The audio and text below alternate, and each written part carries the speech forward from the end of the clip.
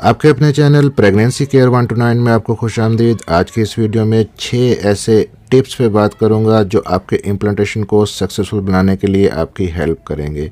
6 ऐसी चीज़ें जो आपकी प्रेग्नेंट होने के लिए आपको हेल्प आउट करेंगे। आप हर महीने प्रेगनेंसी कंसीव करने के लिए कोशिश करते हैं, हमल ठहरने के लिए कोशिश करते हैं, ओवुलेशन डे में रिलेशन बनाते हैं, सारे टिप्स को भी फॉलो करते हैं, लेकिन फिर पीरियड्स के टाइम पे आपको पीरियड्स आ जाते हैं।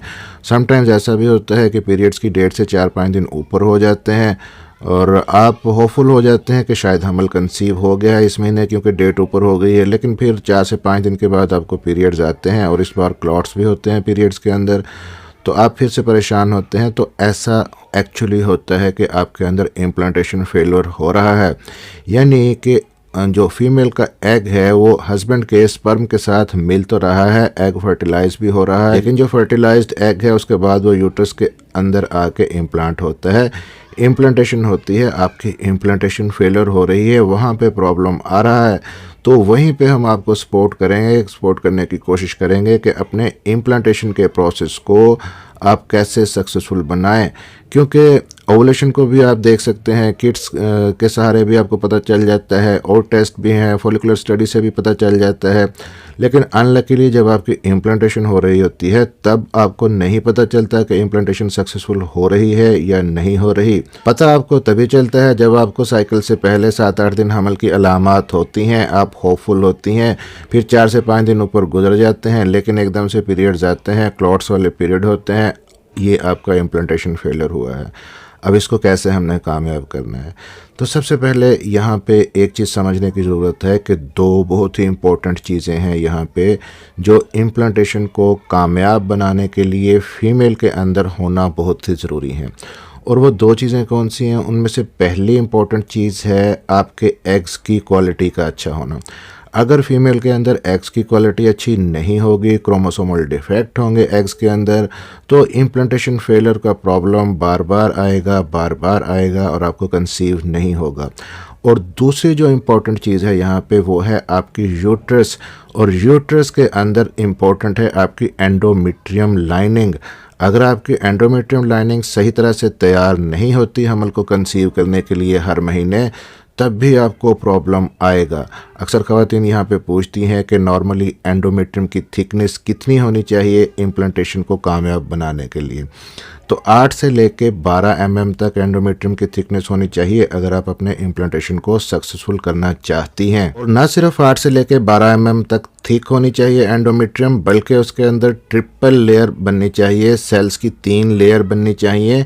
ये एक्चुअली ब्लड सेल्स की तरह ही सेल्स होते हैं जो कि आपके एम्ब्रियो को वहाँ पे स्टिक करने में, जोड़ने में हेल्प करते हैं। और ये दोनों चीज़ें फीमेल के अंदर एग की क्वालिटी का ख़राब होना और एंडोमेट्रियम लाइनिंग का सही तरह से ना बनना, कुछ फैक्टर्स हैं जो काम करते हैं इनके अंदर जिनकी वजह से ये प्रॉब्लम आते हैं। सबसे पहली और इम्पोर्टेंट चीज़ यहाँ पे होती है बढ़ती हुई एज। जितनी एज ज़्यादा होगी, स्पेशली 30 के बाद फीमेल के अंदर एग्स की क्वालिटी कंप्रोमाइज़ हो जाती है। तो एज़ अर्ली एज़ पॉसिबल अपने मैरिज को भी प्लान करें और बेबी को भी प्लान करें। दूसरी इंपॉर्टेंट चीज़ यहाँ पे जो होती है जिसकी वजह से प्रॉब्लम आता है वो है स्ट्रेस। तो स्ट्रेस को अपनी लाइफ से निकालिए। फिर हार्मोन्स का अगर इम्बैलेंस है, आपके ईस्ट्रोजन प्रोजेस्टेरॉन आपस में लेवल में नहीं है, आपको थायराइड का इशू है या कोई पीसीओडी का प्रॉब्लम है, तब भी हार्मोन्स गड़बड़ हो सकते हैं। कुछ न्यूट्रिशनल डेफिशिएंसीज भी ऐसी हो सकती हैं आपके अंदर, कुछ विटामिन्स की कमी है अगर, जैसे कि कैल्शियम है, जिंक है, विटामिन सी है, फोलिक एसिड है, विटामिन B12 फैमिली के जो विटामिन्स हैं ये भी बहुत ही ज़रूरी होते हैं सक्सेसफुल इम्प्लांटेशन के लिए। अब सवाल ये पैदा होता है कि कौन से ऐसे टिप्स हैं जिनसे आप अपनी एग्स की क्वालिटी को भी बढ़ा सकें, आपकी एंडोमेट्रियम भी अच्छी हो जाए और हमल कामयाब हो जाए। अब इसमें पहली इंपॉर्टेंट चीज़ है रेगुलर एक्सरसाइज। अगर आप पहले रेगुलर एक्सरसाइज की आदी नहीं हैं तो अपनी एक्सरसाइज लाजमी शुरू करें, फिज़िकल एक्टिविटी लाजमी करें, कम से कम 20 से 30 मिनट की हल्की फुल्की एक्सरसाइज आपकी डेली रूटीन के अंदर शामिल होनी चाहिए। लेकिन यहाँ पे एक चीज़ ध्यान में रखिएगा कि अगर आप एकदम से टफ एक्सरसाइज करती हैं साइकिल के शुरू के 15 दिनों में ही तो आपके ओवुलेशन में मसला आ सकता है, या अगर आप सीवियर किस्म की सख्त एक्सरसाइज करती हैं अपने साइकिल के आखिरी 15 दिनों में जब इम्प्लांटेशन का टाइम चल रहा होता है, तब इम्प्लांटेशन फेलियर के चांस बाज़ इस वजह से भी हो सकते हैं। तो इसलिए जब आपके पीरियड्स आने में 10 दिन बाकी रहते हों तब आप कोई टफ एक्सरसाइज ना करें, हल्की फुल्की एक्सरसाइज आप कर सकती हैं अपनी फर्टिलिटी को बूस्ट करने के लिए। उसमें leg up the wall exercise है कि अपनी टांगों को आप वॉल के साथ खड़ी करें कुछ देर के लिए, उससे आपके रिप्रोडक्टिव ऑर्गन्स की तरफ ब्लड का फ्लो और ऑक्सीजन की जो सर्कुलेशन है वो अच्छे से होगी। लेकिन पीरियड्स के दिनों में ये एक्सरसाइज नहीं करनी। आम दिनों में फिर आप वॉक कर सकती हैं, चहलकदमी कर सकती हैं, योगा कर सकती हैं, थोड़ी तेज़ तेज़ वॉक करें तभी आपको वॉक का फ़ायदा होगा। आप स्विमिंग कर सकती हैं।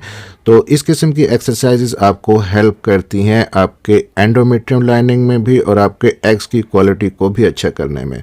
एक्सरसाइज को मामूली समझ के इग्नोर ना कीजिएगा। फिजिकल एक्टिविटी आपकी दवाओं से ज़्यादा काम करती है। अब यहाँ पे दूसरा इंपॉर्टेंट चीज़ जो कि एंडोमेट्रियम लाइनिंग में, एग्स की क्वालिटी में और प्रेगनेंसी कंसीव करने में, इनफर्टिलिटी में बहुत ही इंपॉर्टेंट रोल है इसका, वो है विटामिन डी और कैल्शियम।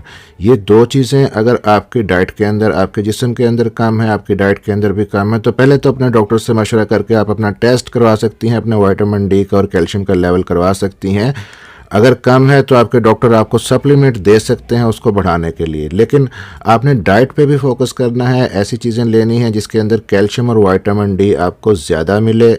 प्रोटीन्स अच्छी लें, एग्स लें, नट्स लें और एक ऐसा सप्लीमेंट ज़रूर लें जिसके अंदर vitamin D, calcium, vitamin C, folic acid, zinc ये चीज़ें शामिल हों। अपने डॉक्टर से मशवरा करके एक टैबलेट डेली बेसिस पे सप्लीमेंट की लें, आपकी फर्टिलिटी बूस्ट होगी, एग्स की क्वालिटी अच्छी होगी और एंडोमेट्रियम की लाइनिंग भी अच्छी होगी। अब तीसरी इंपॉर्टेंट चीज़ है यहाँ पे, अगर आपको हार्मोन्स के मसले की वजह से, हार्मोन्स की गड़बड़ की वजह से ये प्रॉब्लम बन रहा है कि आपके एग्स अच्छी क्वालिटी के नहीं बन रहे, आपकी एंडोमेट्रियम सही नहीं बन रही, हार्मोनल कॉज अगर है तो उसको कैसे ठीक करना है। उसके लिए सबसे पहले तो आप अपने हार्मोन्स के टेस्ट करवा सकती हैं अपने डॉक्टर से। थायराइड के टेस्ट हैं, T3, T4, TSH आप करवा सकती हैं। इसके अलावा अपना AMH एंटी मुलेरिन हार्मोन का टेस्ट है, LH FSH test, prolactin hormone का टेस्ट, ये सारे फीमेल फर्टिलिटी को इंडिकेट करते हैं कि ठीक है या नहीं। ये बेसिक टेस्ट आप करवा सकती हैं। अगर इनके अंदर कोई प्रॉब्लम है तो डॉक्टर अकॉर्डिंगली आपको हार्मोनल मेडिसिन भी दे सकते हैं, लेकिन बेस्ट ये होता है कि नेचुरल तरीके से अपने हार्मोन्स को बेहतर करने की कोशिश करें। उसके लिए मैं सीड साइकिलिंग एडवाइस करता होता हूँ अक्सर अपने वीडियोज़ के अंदर, बहुत ही हेल्पफुल होती है ये चीज़, जिसमें आपको अपने साइकिल के पहले 15 दिन 2 किस्म के सीड्स खाने होते हैं, जिसमें फ्लैक्स सीड्स हैं और पंपकिन सीड्स हैं, यानी कि अलसी के सीड और कद्दू के सीड। ये पहले 15 दिन आप खाएं। उसके बाद साइकिल के जो आखिरी 15 दिन होते हैं उसमें आप सिसम सीड और सनफ्लावर सीड यानी कि तिल के बीज और सूरजमुखी के बीज। तो 1 महीना अगर आप सीड साइकिलिंग कर लेती हैं तो आपके हार्मोन्स काफ़ी हद तक बेहतर होंगे, एग्स की क्वालिटी भी अच्छी होगी। अब चौथी इंपॉर्टेंट चीज़ यहाँ पे ये है कि जब आपके पीरियड्स की डेट आने में तकरीबन 8 से 10 दिन बाकी रह जाते हैं और आपने कंसीव करने के लिए ट्राई किया है, खुदा ना खास्ता आपको कोई मसला होता है, पेट दर्द है, सर दर्द है, जुकाम है, नज़ला है, बुखार है, कोई भी मौसमी अलामत या बीमारी आपको आती है, तो खुद से कोई भी पेन किलर या एंटीबायोटिक आप ना लें। अपने डॉक्टर से मशवरा करें, अवॉइड करें मेडिसिन को। अगर बहुत ही ज़रूरी है तो डॉक्टर से मशवरा करके फिर लें। अब यहाँ पे 5वां इंपॉर्टेंट टिप और 5वीं इंपॉर्टेंट चीज़ जो आपके इम्प्लांटेशन को सक्सेसफुल बनाएगी कि आपने पीरियड डेट आने से 8 दिन पहले हस्बैंड वाइफ ने रिलेशन बनाना, हम बिस्तरी करना बंद कर दें, क्योंकि जो आपका कंसीव हो गया है, जो एम्ब्रियो आपका बन गया है, उसने जुड़ना है यूट्रस के अंदर। अगर यूट्रस पे धचका पड़ता है वो वहाँ से डिटैच हो सकता है हम बिस्तरी के दौरान। तो 1 हफ्ता पहले अपने पीरियड्स की अगली डेट से आप हम बिस्तरी ना करें। अब यहाँ पे 6वां इंपॉर्टेंट टिप बहुत ही ज़रूरी है ख़वातीन के लिए इस चीज़ को समझना कि अर्ली मिसकैरेजेस के अंदर इन्फेक्शन का बहुत रोल है। अगर खुदा ना खास्ता आपको इन्फेक्शन है किसी भी किस्म का, आपको यूट्रस के अंदर इन्फेक्शन है, आपको सर्विसाइटिस है, आपको वेजानाइटिस है, आपको UTI है, तो ये सारी चीज़ें अर्ली मिसकैरेज का बायस बनती हैं। इन्फेक्शन के होते समय प्रेगनेंसी कंसीव अगर हो भी जाए तो अर्ली मिसकैरेज हो जाता है। तो इसलिए बहुत ज़रूरी होता है इन्फेक्शन को ट्रीट करना। अगर आपको अपने अंदर कुछ अलामत ऐसी नज़र आ रही हैं कि आप सोच सकती हैं कि मे बी आपको इन्फेक्शन हो, कि जैसा आप यूरिन करती हैं, यूरिन के अंदर बहुत ज़्यादा जलन या दर्द का एहसास होता है या रुकावट का एहसास होता है, तो हो सकता है कि आपको UTI हो, या फिर आपको एबनॉर्मल किस्म का वेजाइनल डिस्चार्ज आता है जिसके अंदर स्मेल होती है, बदबूदार होता है आपके प्राइवेट पार्ट में, उसकी वजह से इरिटेशन होती है, खारिश होती है, तो ये भी इन्फेक्शन की एक सिम्टम है। तो इसलिए इन्फेक्शन को ट्रीट करना प्रेगनेंसी कंसीव करने से पहले बहुत ही ज़रूरी है। ना सिर्फ फीमेल के लिए, अगर मेल को भी इन्फेक्शन है, दोनों का ट्रीटमेंट बहुत ही ज़रूरी है। मेल के यूरिन के अंदर पास सेल्स आ रहे हैं, ये सीमन एनालिसिस रिपोर्ट के अंदर पास सेल्स आ रहे हैं, तो उसके लिए भी अपने डॉक्टर से ट्रीटमेंट लाजमी लें। तो आई होप कि अगर आप इन टिप्स को जहन में रख के प्रेगनेंसी के लिए ट्राई करते हैं तो हमल ज़रूर होगा, इसी महीने होगा और आपकी इम्प्लांटेशन सक्सेसफुल होगी। चैनल को सब्सक्राइब ज़रूर कर लीजिएगा और बेल नोटिफिकेशन ऑन कर लीजिएगा ताकि प्रेगनेंसी केयर 129 की नई आने वाली वीडियो आप तक पहुंच सके।